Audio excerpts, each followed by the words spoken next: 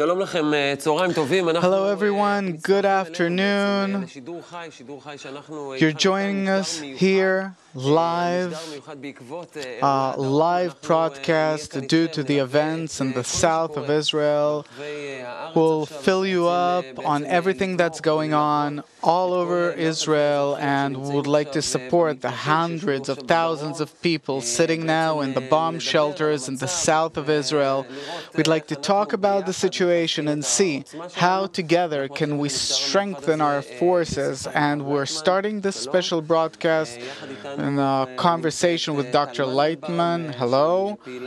Hello, Tal Mandelbaum, Ben Zion Girtz, Avihu Sofer, Oren Levy, and Einat Hyman, that will maybe actually tell us. We're waiting for everyone on the internet. Write us, talk to us, be active.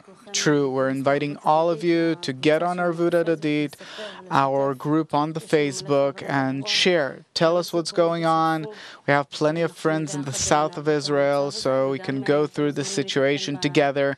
And you're invited to be updated on our Facebook page, the Arvut, and of course on our site. Everything's broadcasted. So, as Einat said, we're listening to you. And Dr. Leitman, maybe you would like to begin.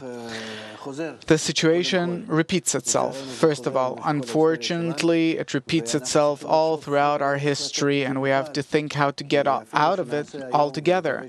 Because even if we do something successfully today, and maybe we'll complete this task quickly, and we'll neutralize our enemies, but to what extent? Until when? Until it comes back right at us. History teaches us that every time that we're united, we're strong, and the more separated we are, we lose. And this comes from the foundation, from the basis of the people of Israel, where we have accepted to take upon ourselves the mutual guarantee to be connected as one man, one heart. Then we became a nation. Our foundation is a nation, is to be united, and then we will succeed in all that we do. And every time that we breached our unity, our connection, the mutual guarantee in any way, immediately came the enemies and jumped us, attacked us. Our fate is a very special one. It all entirely depends on some force that makes us hold together. It necessitates us to be together. And if not, then immediately against that come plenty of our enemies that are ready to really eat us up. And that's how it is throughout history. Like it was during the times of the destruction of the temple, where we were in unfounded hatred. That was the reason for which our temple was destroyed, that we could not keep on holding. We couldn't hold on to the law of the mutual guarantee. And when we went into exile for 2,000 years now, we can see that every time that we grew a bit stronger in the connection between us, there was like a recess. We relatively had a good and tranquil life, and the moment there was separation among the nation, immediately we were expelled from some country, pushed into exile. We had problems, and for 2,000 years, day in and day out, and now that we're back in the land of Israel, the time has come that we're back in our country, on our land. We can be as a nation, but still we're not a nation, because nation is the same definition as before, based only on the mutual guarantee. If we can become as one man and one heart, all of Israel being friends, where love another as thyself being our symbol, which we have to disseminate to the entire world. We have to introduce it to the whole world. And all of our neighbors, everyone is against us, and also we are one against each other unless we correct this distortion, this deviation. And even if we succeed by some great efforts and great losses to dismantle our enemies to some extent, we have to understand that that time of quiet is only set for us in order to unite, to come to reach the understanding that only unity can help us. And therefore, now, too, we have to see, what are we doing? What do we have against all of these missiles with our special army and the people? We're sitting under these missiles. We don't know what to do.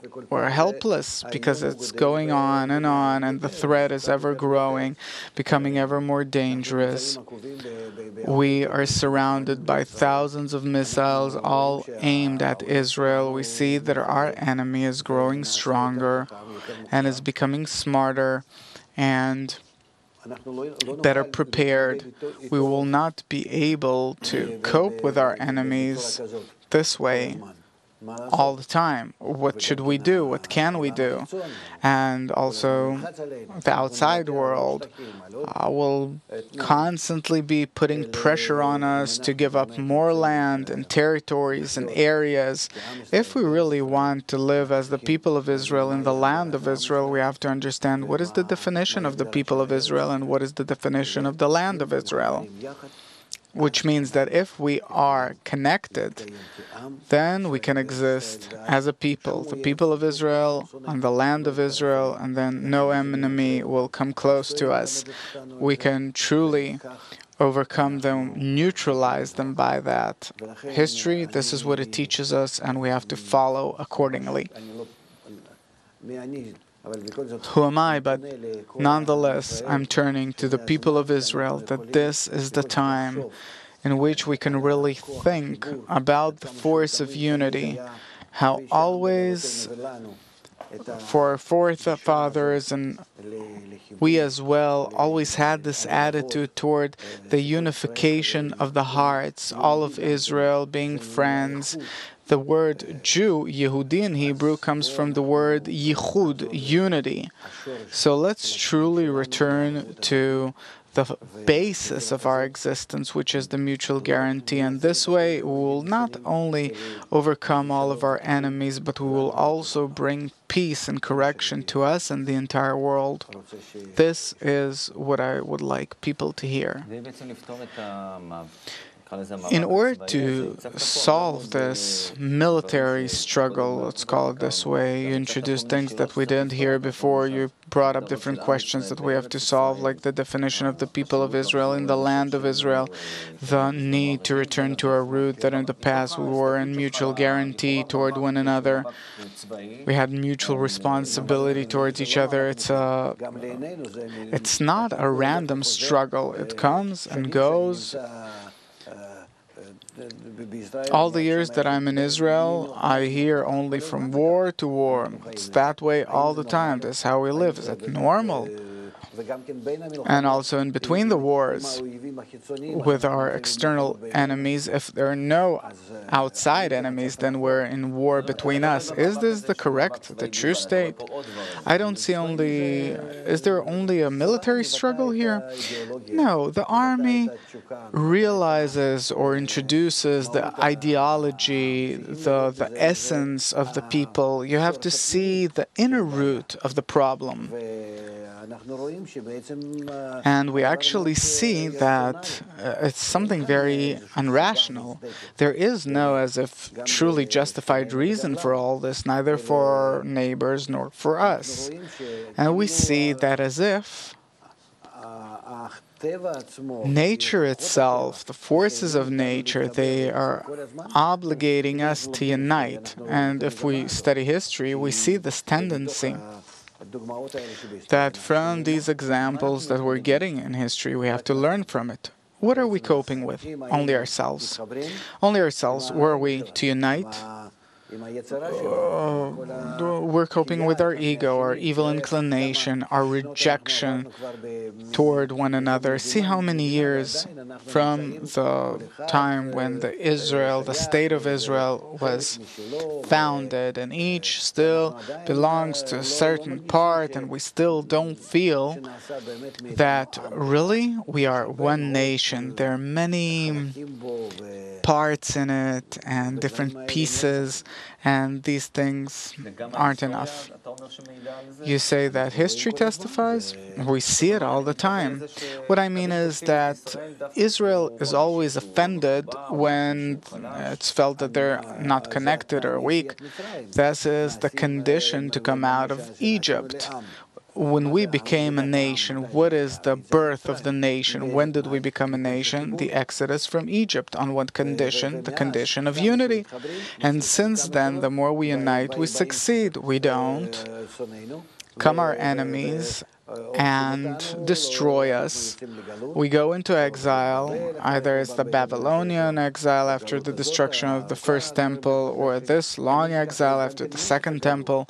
And that's how it always is. Also throughout the exile, every time our enemies come and as if want to destroy us, and not up to eradication, but up to the point where they make us unite. The same with Esther, Megillat Esther scroll and so on. What happened there historically? If we unite, then everyone reaches unification, and that's it.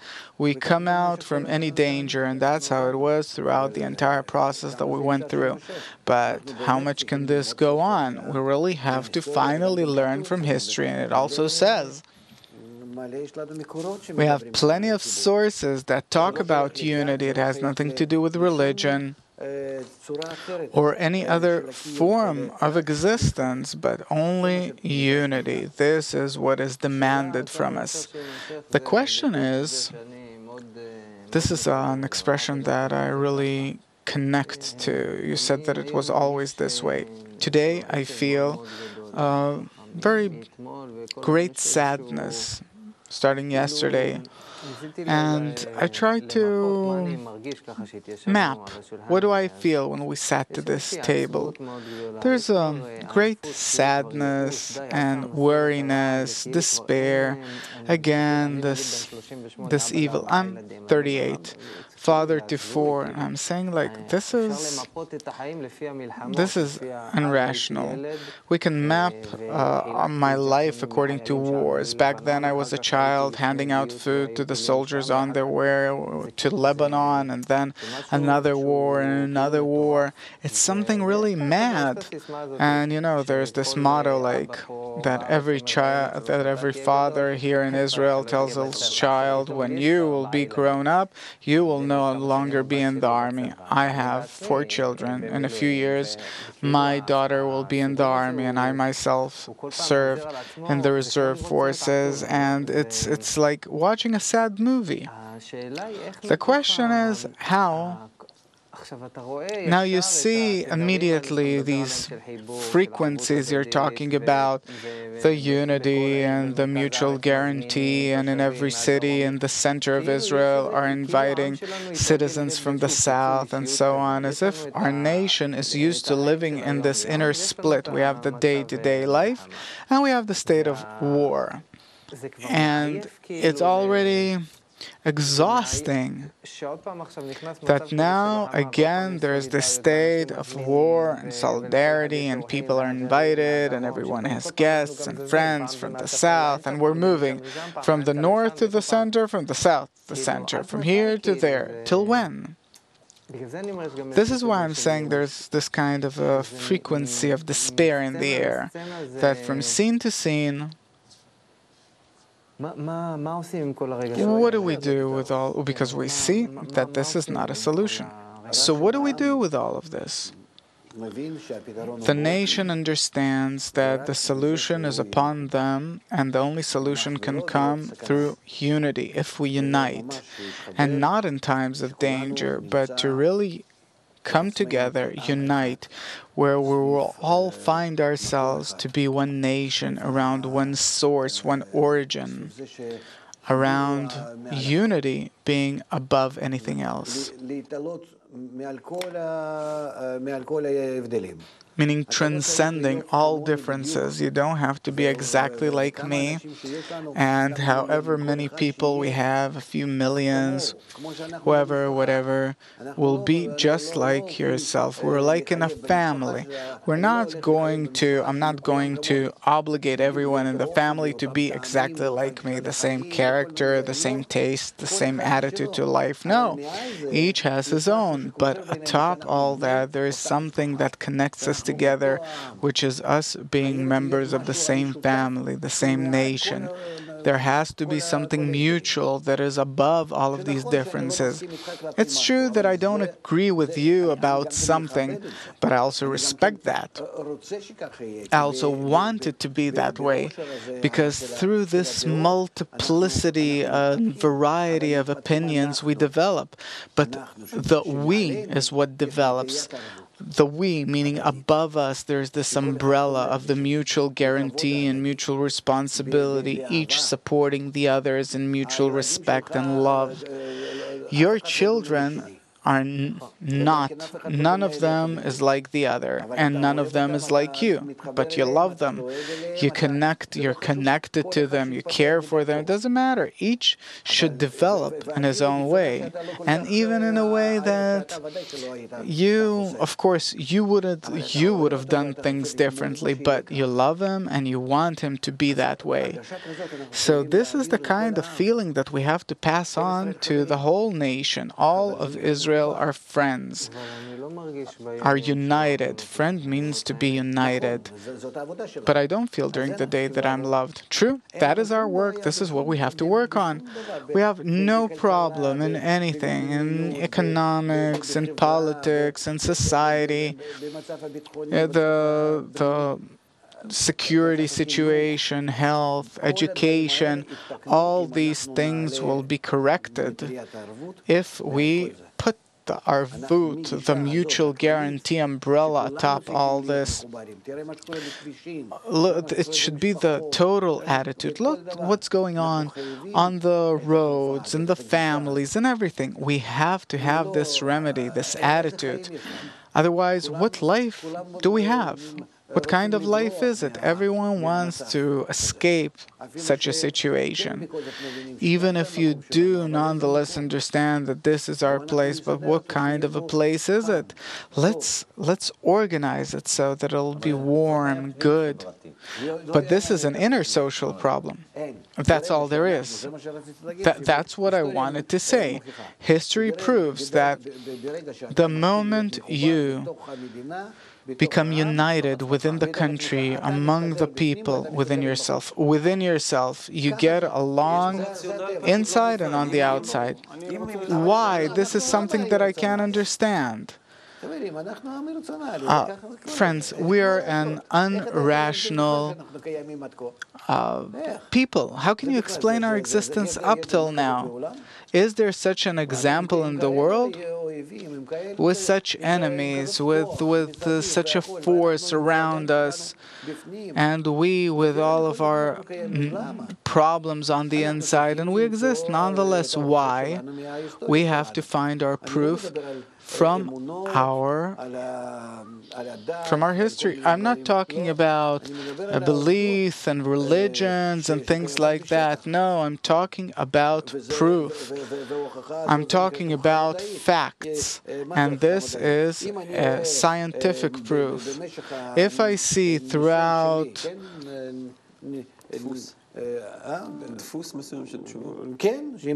if I see questions and answers that repeat themselves, so just like in a scientific research, for me, this is already a formula, and I can make an approximation for the future. meaning see the future things, that let's continue it this way, and it's only up to us. It doesn't demand money, it doesn't demand any special forces from some organizations, support from the outside. These states, they come only in order for us to unite. And it's a shame that this is how they come and necessitate us. Let us, as good, smart people, accept this condition seriously and carry it out. I just want to remind you, our viewers, wherever you are, especially if you're in the South, then we would like to hear your questions and answers. Do it through our site, the Arvut site, www.arvut.org, or through our Facebook page, the Mutual Guarantee Arvut Adadit group on the Facebook. Einat, do we have something? Yes, we have a pretty sad story that raises many questions. Ynet also opened a forum, and it's a student that's studying in the South, and she says, yesterday evening in the middle of the lesson we started hearing explosions, and also came the information about the killing of the Hamas commander. It was obvious that it's a matter of time. 5 minutes later, we were evacuated. Since I came back to the city of Beersheba, 8 p.m., there were many, many missiles. We hear everything very close and strong. The irony is that we can discern what kind of missiles are these. Where did it fall? Is it outside or inside the city? This isn't a life. I can't study, I can't live. And after the reserve army is recruited, they're taking our family members and what? We're under the tables, and it's like we're not fighting for ourselves. It's like it's only a war of the South and not the center of Israel. There's a big split among the people of Israel. I read it in the newspapers between the people in the South that feel themselves they feel discrimination with respect to the people in the center and say, if it would fall in Israel, in the center of Israel, what could be? But let's see also something balanced. We see people that are willing to guest people in their homes in the center of Israel, many movements. I wouldn't say that it is a separation, and I'm sorry that I'm disputing you, but I think there's a lack of ability of people who are not experiencing the situation in the South, like us, for example, to really feel what friends feel. For me, it's also through the children. I'm trying to think about my 2.5-year-old son. Children that can't fall asleep, that are in constant anxiety, that go sleep in bomb shelters, that have to get up in the middle of the night and move. It becomes very hard. Now we, as a society, how do we comprehend all this? I'm saying that it is hard to be a partner, to identify, sympathize. How do I express the things that you talked about, not experiencing them here and now? Practically, I'd open a forum, conversation, one big talk of all the people. So that what are you really looking for? How can we live? In what way? So that at least on the inside we wouldn't feel these great gaps. If between ourselves we will bring warmth, mutuality, mutual consideration, above all differences, we will create a new reality. It seems to us that the world is behaving or is ruled by money and missiles. It's not exactly that way. We see that today that doesn't really work either. We see that everyone is in crisis. You have a lot of money and a lot of missiles, and they're falling and will fall, and we'll see this in in the very near future how the superpowers can't hold.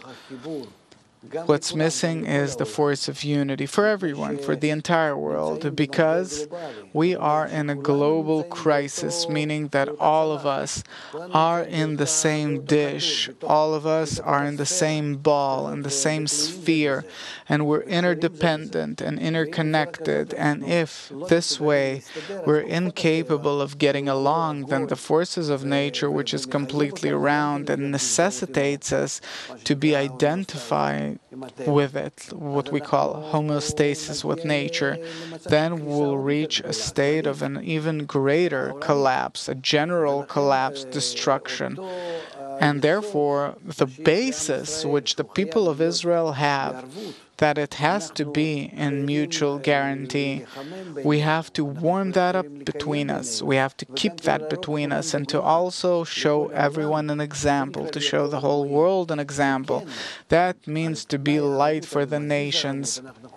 That based on the mutual guarantee, we can reach a state where this whole general crisis goes away, because this crisis is not only a financial crisis, but it reaches states where soon we'll have nothing to eat, or it reaches states where the blows of nature, all the hurricanes and tsunamis and different explosions and all that goes on, and the blows and the climate calamities and the floods, all that, it can be much worse than war.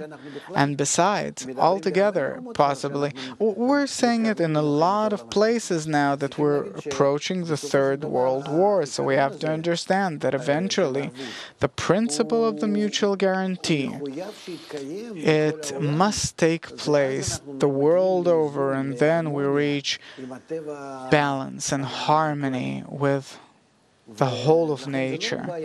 And therefore, it's not only our internal problem here among the people of Israel and toward the people of Israel, but we have to see this as the law, the general law of nature, that if the world is round, if we're all interconnected with the global crisis, as we say, and everyone's interconnected, so there is no other possibility to have normal relations but through or under the condition of the mutual guarantee. So the question is, how will the world come to that? Where will they take the strength for it, the understanding? Yes, and not from suffering. Not from suffering, right? We see that all the smart people get together, the G8, the G20, they can't offer anything. To save a bit here, do something there, but it's nothing. It's really, it's not treatment. They know it themselves. Like we take care of the Gaza, the same. Maybe later we'll know how to advance. In the meantime, this is how we'll live. But it's not a solution, and there is a very simple solution. A direct solution, we have to learn it from the general nature. You've asked, why does the people of Israel need the condition of the mutual guarantee as a savior from all problems and calamities? Now the crisis, that the world crisis that is unfolding, we see it as well, that the unity among everyone would have been the savior for the whole world. And here we're reaching an even more decisive moment. We have to see that the people of Israel, they're the ones who have to set the example, because by us, it's in the basis of our nation, because we're not a nation like all other nations, and this is what the world really claims, that the Jewish people are not a nation. It's a kind of a unity. That Israel, it's not a country. It's not like the rest of the countries.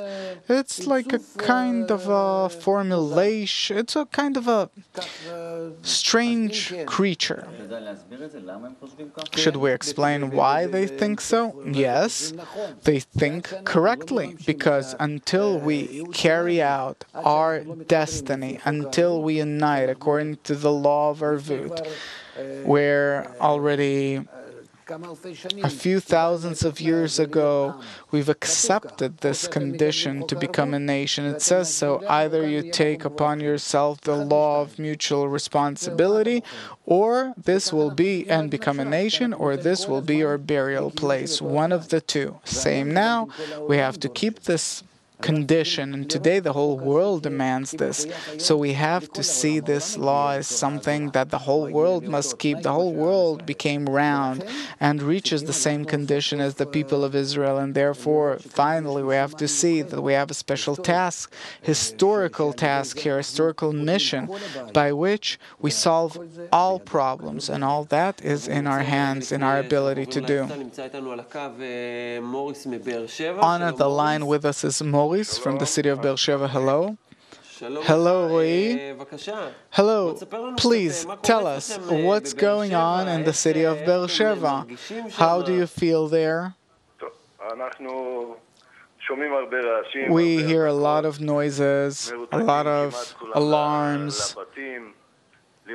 Everyone is at home. Kids are at home. No schools. A lot of explosions, missiles falling. We hear a lot about. How do you personally feel? How have these past 24 hours been for you?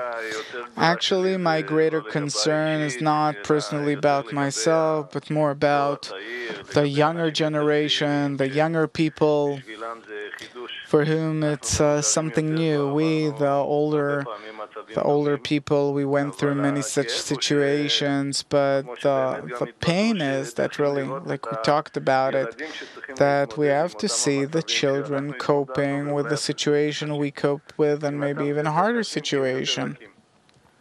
For them, it's even harder because they're softer. And how do you cope? What do you say? How do you calm down? We try with the help of a bit entertaining them, talk on the Facebook, encourage. Try and make the best out of the situation with respect to the younger, in order to get them a bit out of the pressure. Of course, it influences them more, and it's not easy for them, this whole situation, that they can't go outside and play and go to school. And I understand that you too are left with many questions, and you're calling us actually in order to ask a question, so please. Thank you. Hello? Yeah, we hear you. Please, go ahead. So I'd like to ask Dr. Lightman, first of all, good afternoon. Good afternoon. I'd like to ask, because this is so disturbing, the whole situation, maybe not personally for me, but for the younger population and everyone else, how can we shorten the suffering and the hardships that we're going through that are repeating themselves? How can we simply improve the situation? Unfortunately, in order to bring us closer to connection, we have to undergo these kinds of situations. We learn from history and from our entire behavior, also the way we behave to our children when we set a goal before them and we want them to achieve it. We want them to achieve it in a good and nice way, in a good way. And if not, then what do? You put different kinds of pressure on them, set different conditions, until, nonetheless, if the goal is really very important, and you see that the child must achieve it, otherwise he will not succeed in life, and there is no choice, so you put pressure upon him accordingly, and for him it's called the path of suffering, the path of pressure. And that, it's the same with us. We have to reach a state where we identify ourselves, sympathize with nature, meaning be in harmony, connected, the whole world, to reach an integral, interconnected world, friendly world, whether we like it or not. We see how everything now is coming at us this way. And it's all coming to Israel in this special state, even though that there are problems all over the world. And we have to learn from this. What should we do? Now, before us, there's a law, the law of balance with nature, which is the main thing. This is what all the researchers talk about. All the scientists say that we have to be united, equal. And before us, the people of Israel, there is this problem of the mutual guarantee, as we said before. You heard us talk about it. So I think that you have to understand that either through the blows or in a good way, this is actually our fate. And it's good for us to publicize among us, between us, and talk and convince ourselves that let's try. For sure, by this we don't lose anything. It is known. And it seems though, it's evident, it's clear to anyone in the right mind that this is the only thing that can bring success. Unity never caused any harm ever, and especially that everyone can be open toward it, can participate in it. It connects everyone, it balances everyone, it solves all the problems that we see in our society. So this is why I think that we have to say stop to all of these problems and start with this process. We'll try from this broadcast and on to really have this tendency and to explain time and time again to the people of Israel and to draw them to keeping the conditions of the mutual guarantee. And let's hope that accordingly we'll really see how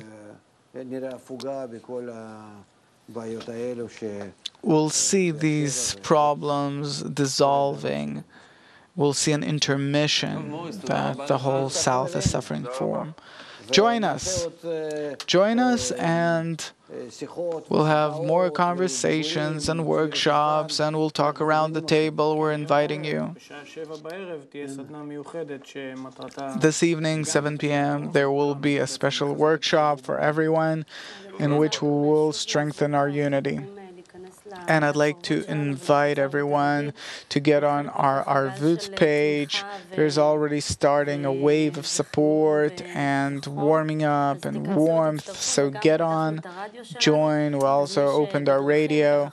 So who's ever on the way, yes, also whoever, you can see the broadcast through the radio and on our site, of course. Okay, we talked about the world, and you want to introduce a different angle. Okay, there are many Jews living in the world. On the Facebook, I saw a response of support. I remember that when I lived in the U.S. and there was the Gulf War, there was a feeling that even it pinches your heart that something's going on here, and on the other hand, you have nothing that you can do. You watch the news, and there's a feeling that there is a vast distance. Should there be a special attitude, something that we should do in order to support? If you ask me, I think that all of us should be together, because the people of Israel are one people, and it doesn't matter where there is a Jew in the world, he has to feel that it all belongs to him, that it's one family. And we have to work at that. We have to see what did we reach, what did we come to, especially with the Jews in the States, that for them, on the first phase, they feel themselves American, then Jewish Americans, and then some kind of a connection to Israel. It wasn't that way. They felt, first of all, connection to Israel, even though they were in the States, and they supported us. Then they felt themselves as Jews in America, meaning connected between them, and only then as Americans, as all the rest of the citizens. And now it all turned upside down, because they're not one family. Here, the condition of the arvut is the warmth of the family, all the differences between us. It has to cure this distortion that exists now.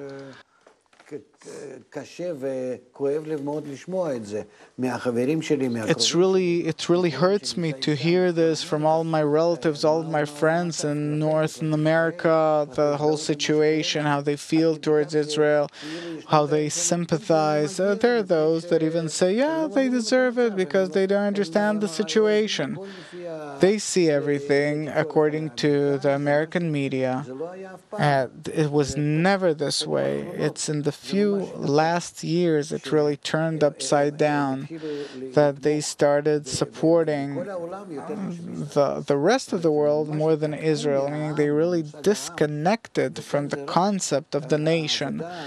And here only the work on the connection, on the mutual guarantee, the explanation that we're all interconnected and it won't help anyone to run away and hide someplace and do something. Here, it's very important work. It's a large part of our people that are there, and we see how really they're going and disappearing.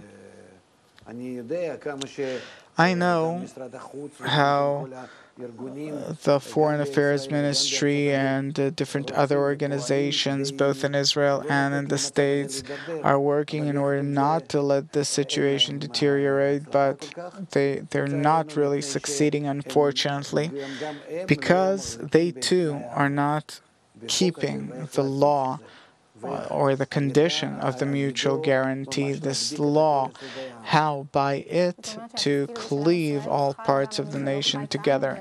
You're saying that this applies to the people not only here in Israel, this law? Yes, Israel, it doesn't matter where you are, wherever you are. It's always something special. And therefore, we have to bring this message of the mutual responsibility to the whole world as being the glue connecting us together. It doesn't matter where we are, the world is round. I'm not obligating anyone to specifically come to Israel, even though I can't imagine myself living overseas. Wherever I am, I travel all over the world, but I never feel myself that I can be in any other place than here in this studio. And we have to nonetheless pass on to them the proof, the understanding that without that, no one can exist. We said that it's not about money or missiles, that the support is not economical, but it's something else. It's only a heartly thing. Let's get closer. Let's evoke love. Love is something that you can evoke. You talk about it, you unite, you start understanding, coming closer. We have to work against our ego, against different calculations. And then you have to warm it up. It's something that you build. It doesn't come simply so. It's not love on a corporeal level where I love some kind of a food or my children or I saw some woman that I say that I love.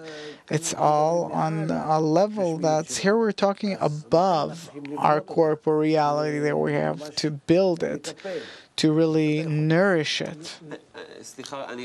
Sorry, I'd just like to understand something very basic here. We're talking a lot about mutual guarantee. It's very clear how mutual guarantee helps build a stronger society or a stronger economy, but I don't understand how does mutual guarantee help us in security-wise. What's the connection between the people of Israel uniting and the security situation becoming better, that the Jews and the diaspora unite and here things become safer? How?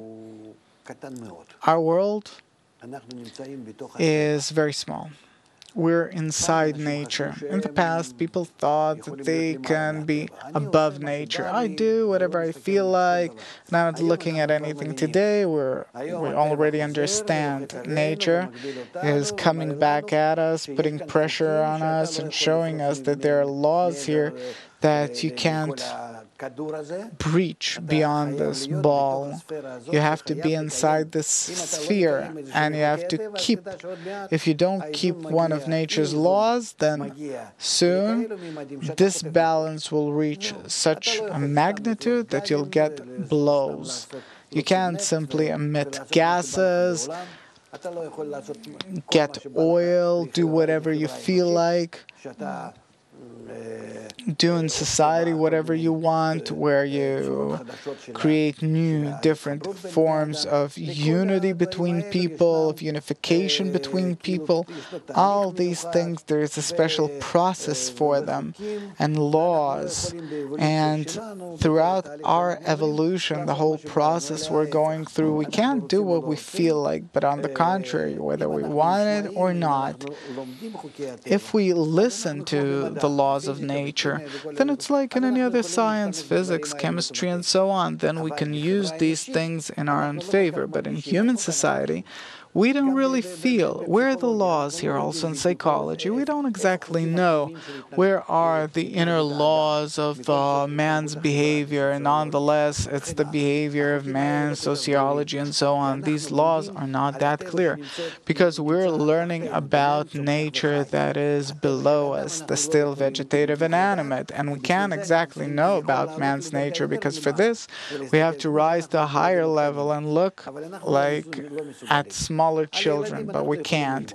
We can learn from children. We know their nature and how they develop, and as a result, we will truly have a science because we learn from practice, from experience, but we can't learn about ourselves. And here, therefore, we can learn from history. We can learn from the process that we are undergoing. We see that all that we're doing, either we succeed or we don't, but nature really bends us. It has a plan, and this plan must take place. Must. Now, where or how do I know that the mutual guarantee, like you're asking, is the law of nature? So I'm saying it is the law of nature that gradually is developing and developing and developing. It's not yet seen to the world, only now. In the last crisis, it's starting to clear up as the general law. We start seeing our world as round. We never thought that things happening in China influence me, or Indonesia, it's influencing me, or Brazil, and so on. Today we see that we are as one family. Also as a result of being interconnected in our thoughts and desires and different influences, we're not really yet that aware of it, but already we are researching and understanding that that's how it is. It did not reach the consciousness of the simple person, but it's already heard. Researchers say that that's how it is, that the world is round. We simply see that Greece cannot disconnect from the European market. Why? Because everything will collapse. We want to give a hard time. We want to give some country a hard time. Sanctions.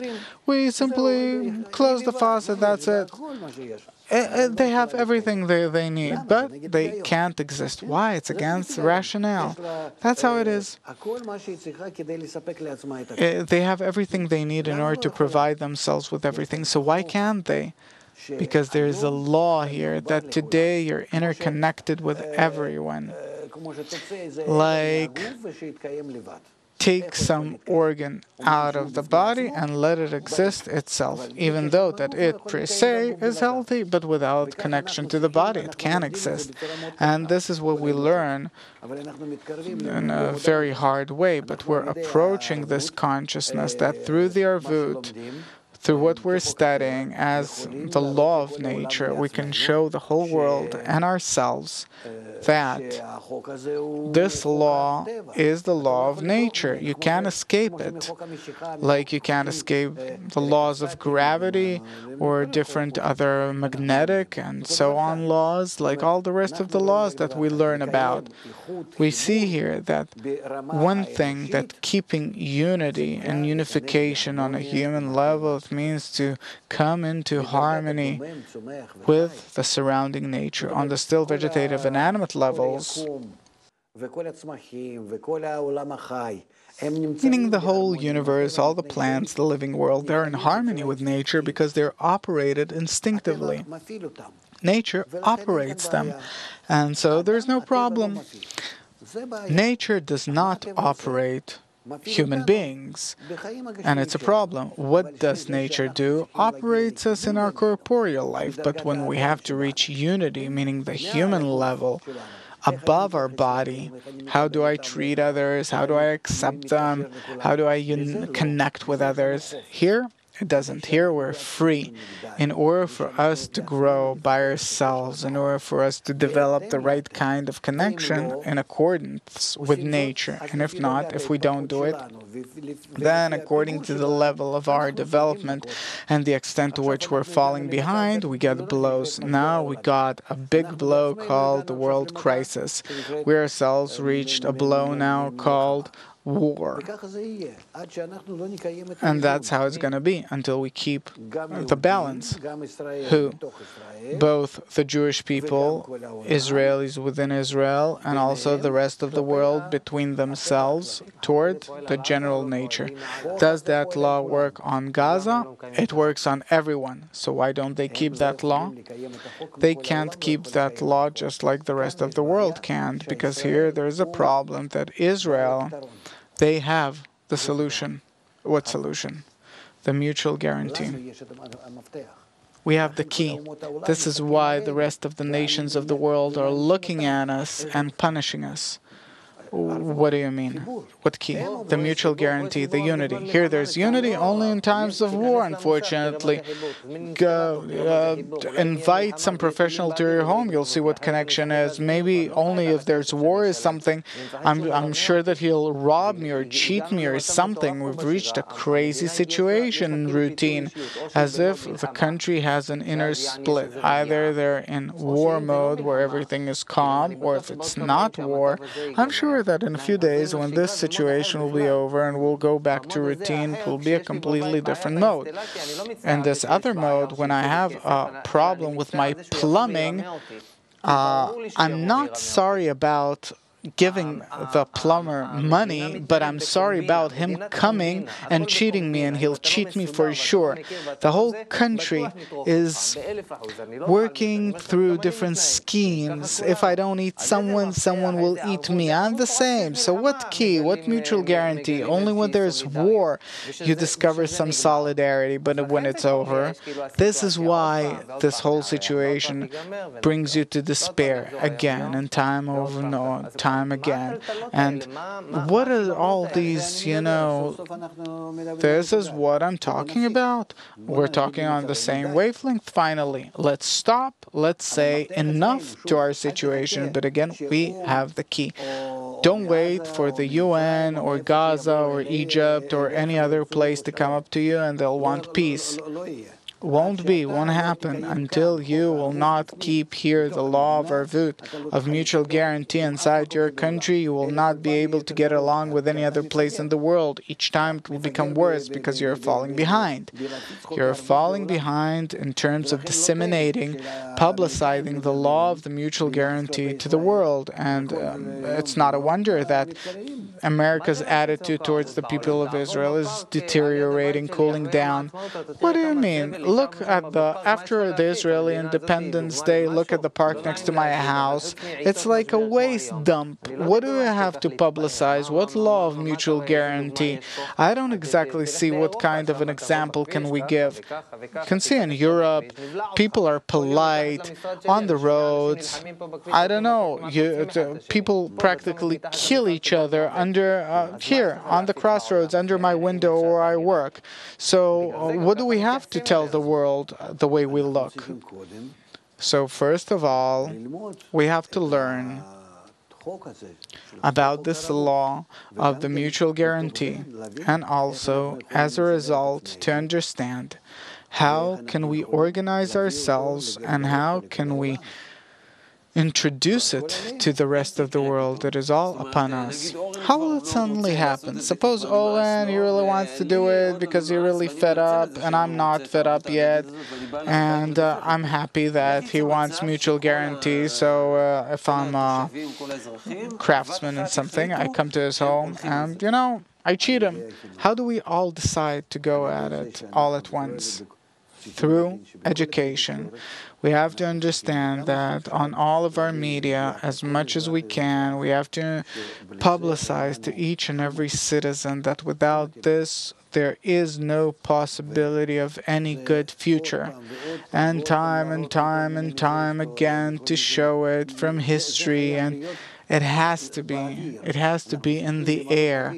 We have to fill the air with this whole message. Otherwise, for sure, we will go from war to war, and every time we'll find ourselves in worse situations because the world is developing. Developing meaning that each and every moment they're lacking that condition of the mutual guarantee ever more, and therefore our situation is deteriorating every day.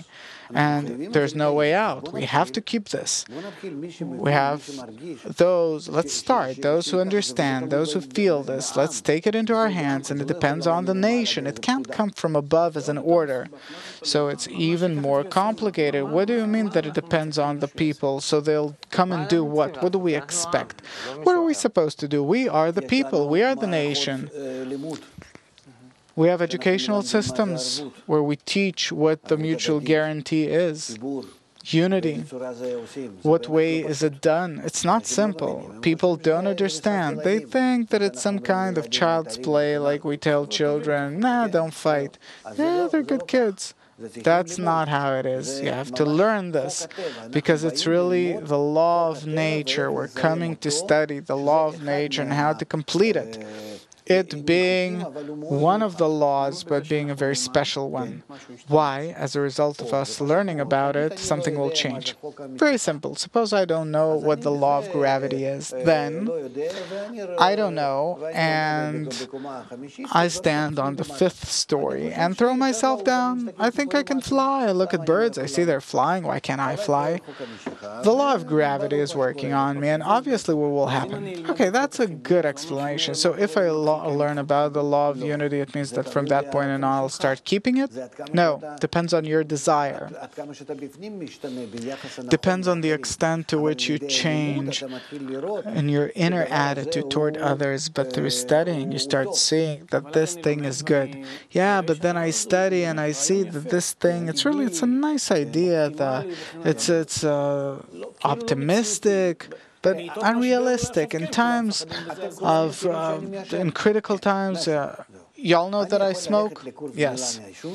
I can go to some support group and stop smoking. They'll show me different conversations and photos and frightening things, and everyone will say how bad it is. I will agree with them, whether I want it or not. It's the influence of the environment over a person. I'll stop smoking. You'll agree with them momentarily. I'll come back home the first day, the second day, and so on. But I go into a struggle with myself, with what's convenient and good. It's convenient for me to sit down, cup of beer or coffee and a cigarette, watch football. Suddenly I don't have a cigarette in my hand. Half the pleasure is gone. But if instead of that, every time I hear from them, what am I causing as a result, then this picture stands in front of me. No one says that it's good and convenient to be in mutual guarantee, even though if you feel support from the environment, that it's not that much of the problem. All in all, you benefit from it. You benefit that that plumber, like you said, won't come to your home and cheat you or con you, or other cases. Here we can save so much nerves and money and efforts and good education to give to the children, and the sense of security and freedom and everything will be clean, and you'll see people behaving differently on the roads. Let's do it. It's only up to us. It doesn't depend on anyone else.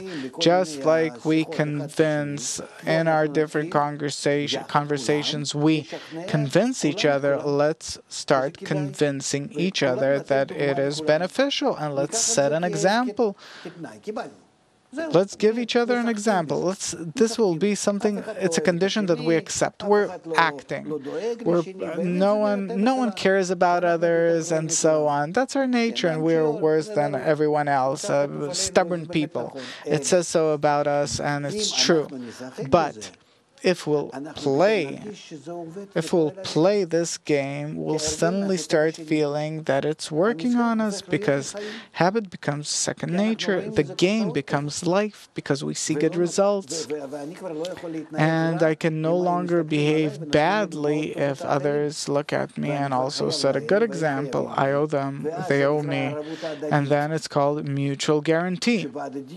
That in this mutuality we start transcending all of us together from this whole swamp, from all of these lies, from all of this waste, all of these behaviors. We suddenly start transcending. It's all up to us. Friends, what's the problem? I just want to update that 4 rockets that were targeted at the city of Sderot were just taken down, but there are casualties. So all the people that are sitting in the bomb shelters and other places, you talked about mutual guarantee. What can these people do in order to strengthen this feeling? What can we offer them to do?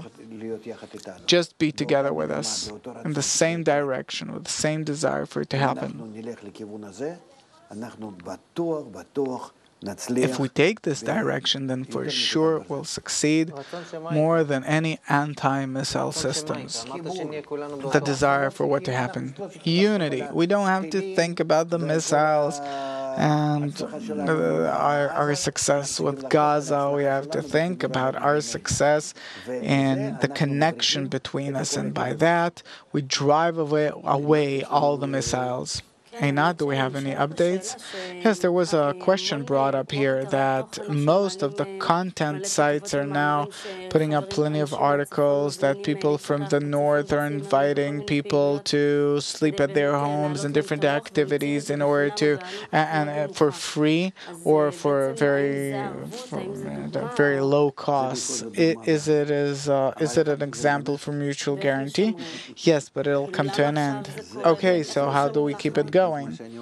This is exactly what I'm saying, that only through studying this whole thing, that it is a regular law, and that we're doing all of this now out of our ego, out of the sorrow, but we have to do it from a higher situation, that by this we build the people, the nation. We want to be so special. We want to be the people of Israel that was founded based on this, that they've accepted the conditions of the mutual guarantee and therefore became a nation. Today you became a nation. Why? Because they agree to unite. And this is what we have to do today as well. There are many questions, so I don't know. I was asked to read a passage from the Nation newspaper by Bala Sulam. Maybe we can relate to it. It is necessary for each nation to be united internally, where all the individuals in it will be united out of instinctive love. Bala Sulam, the Nation newspaper. You see, out of instinctive love, meaning for it to be natural like anything else. To that extent of unity we have to come to, and it's possible through mutual persuasion, mutual agreement, bit by bit, that we become accustomed to it. We grow this arvut, we grow this love. Love, it's a feeling, a mutual feeling that we have to develop. It doesn't come corporeally, instinctively, that I love this or not. There are many things about this as well. I love this. Why? Because I became used to it. I grew accustomed to it at my mom's house. This is how it is, and here we really have to build it. יש לי שאלות, אבל ככה, אני לא יודע אם זה תדרים, קצת לא נעימות. זה מתאים, לא מתאים, כי אנחנו פה באיזה... I have many questions. I don't know if it's... I wanted to ask the following, that from circle to circle, like you described earlier, that from circle to circle of war, things become worse. If we look with objective eyes, things look ever dimmer. Yes, for sure. And now we have this in the south and the north with Iran. It's like old news, meaning the situation is so bad that you can't even film a worse situation, and it seems as if, I don't want to say it, but it's like a targeted abuse at us. And I'm asking, is it not possible to get rid of the, earlier you talked about the Jews and the diaspora, and I'm asking, is it possible to play in make-believe and say that I no longer want to be an Israeli, a Jew? Let me live quietly, that's it, I'm fed up with it. If not here, I'll go to some other place. Is it possible to get rid of the black sheep effect that everyone wants to, harm us? Well, these attitudes, this is very ancient. Maybe there were discussions about it in Uganda, but the pilot doesn't work 60-something years later. Why not disperse? I'm not saying that this is what I want to do, but I'm asking because it's not going to any good place from within. The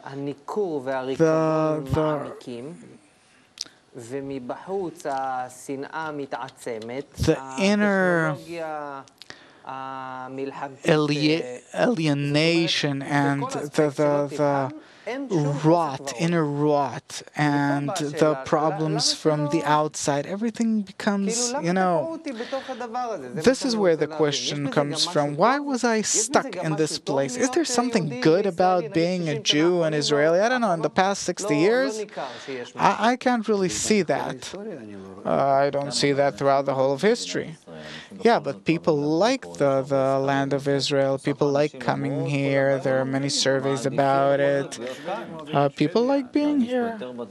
They like feeling, I don't know, there is a kind of a connection and love to the place, to the people. I mean, what's lacking? For the people here in Israel, where did we not yet unite? What have we not yet realized in order to achieve what you're talking about, the mutual guarantee or the law of nature, as you say? Until we keep the law of the mutual guarantee, and Oren is right, we're like nuts in a sack that we're not connected, but what holds us is the sack. The sack are our enemies. The country doesn't hold us? No, nothing holds us. But the general hatred toward us. Wherever you go, you're called a Jew. You can't really run away from your identity. We see it many generations later. It comes out of the person. He's identified this way or another, and he can't get rid of it. Eventually, he reaches a state.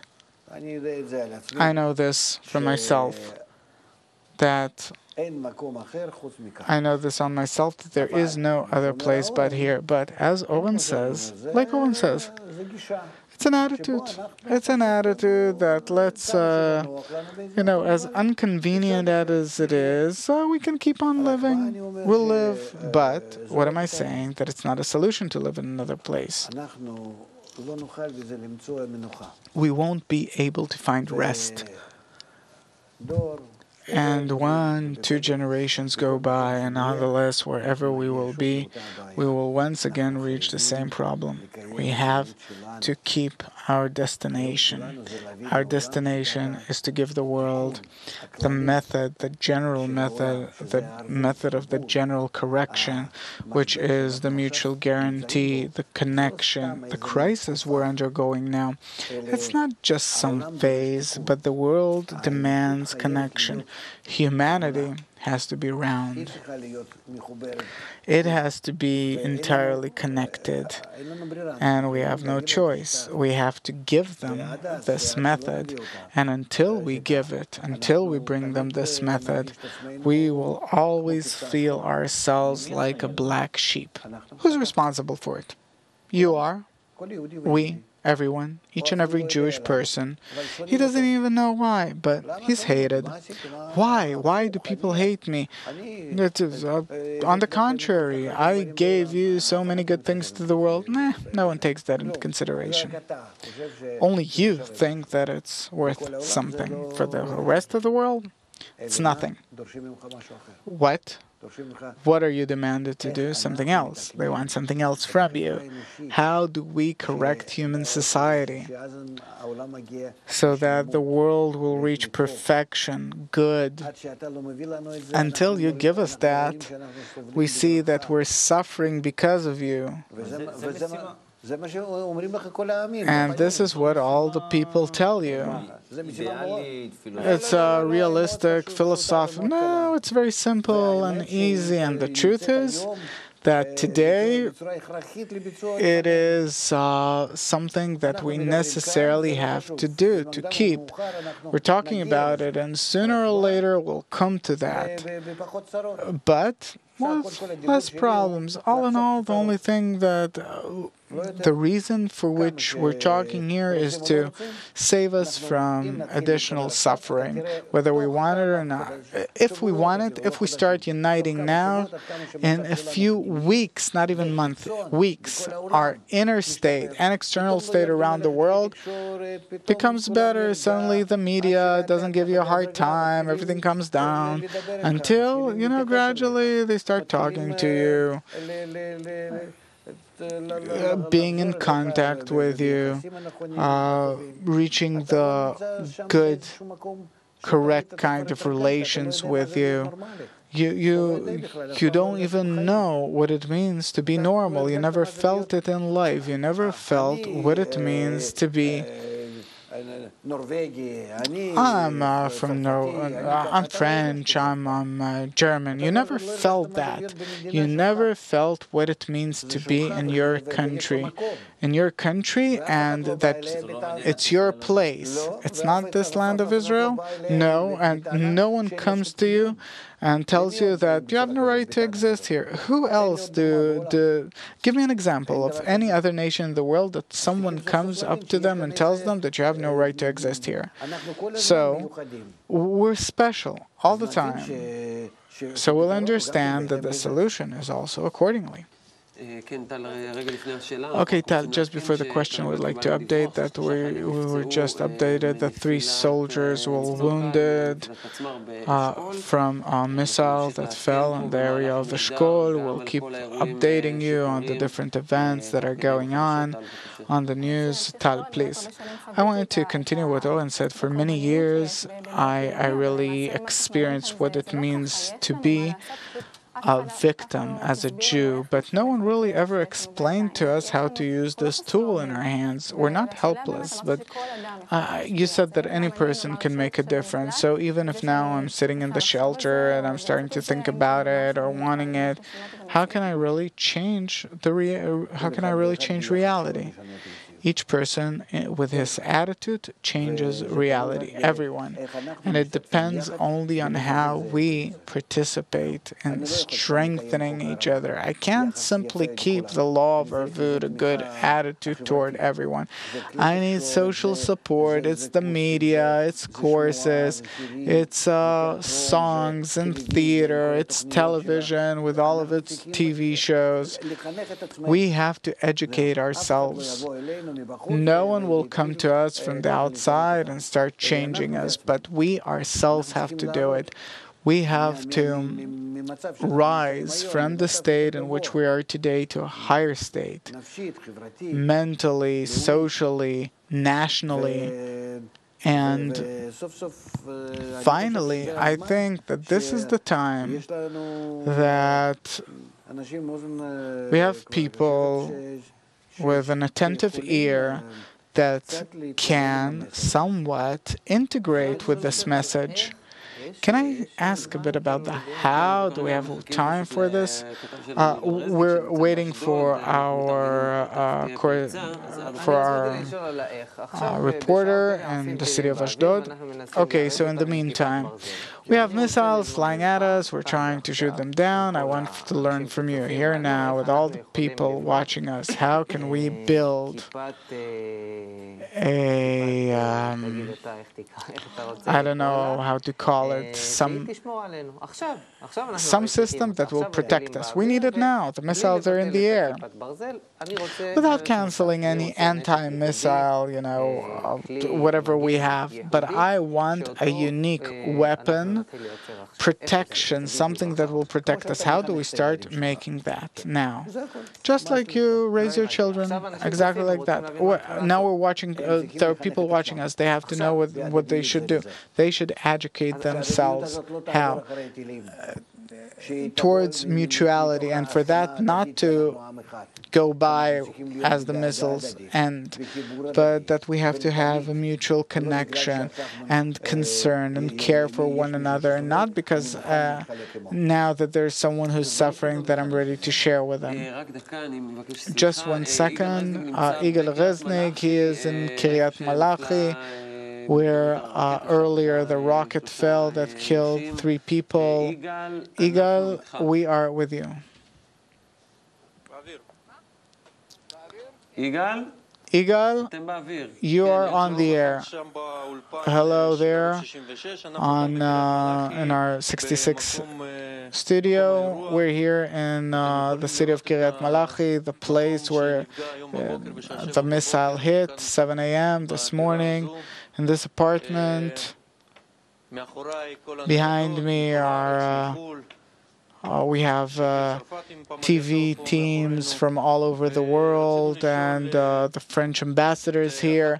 And we wanted to ask one of the citizens here. Hello, Ruth. Hello. You really live nearby? Yes, I live a few buildings away, and 7 a.m. this morning we heard the alarm, the alert, and it was a shock to hear this very serious explosion. Everything was shaking, and my younger son was really startled, and I was always very frightened. And afterwards, I heard on the radio that really it fell in Kiryat Malachi, but we didn't come out of our house. I didn't know where it was up to a few hours ago. So the feeling is especially fear, terrible fear, yes. I'm still in shock. I still can't believe that it's happening here in Kiryat Malachi, because whenever there were alerts, we heard explosions from afar. There are many open spaces here, so, we didn't really expect anything. And 3 people from the community here were killed. It's horrifying and shocking. What do you feel that you need the most at these moments? I think it's support. To really feel that we're all interconnected, concerned for one another. It hurts a bit that each person is sitting, in his own shell, and unfortunately only in these horrific situations. Then they call you. Suddenly my brother called, my mother-in-law And friends that don't usually call, they simply heard us on the news, so they immediately called us to ask how's Woody, if everything's okay with her. But it's really a shame that we're not connected on a regular basis and really feel the connection well. And unfortunately, I don't know what we need. Why do we need these kinds of states in order to unite? We can really see that every time that we have some kind of a problem, then we remember the basis of our nation, which is unity between us. Maybe we can learn from something. We can learn something from that. Sure, I think that we have to nourish it all the time and not forget. The problem is that we forget and we're getting back to whatever, to our business, whatever we do, and we think that that's the most important thing. But the truth is that it's not. It's more important the connection between the people. Regardless of where you come from, who you are, what your religion is, we're all one big family.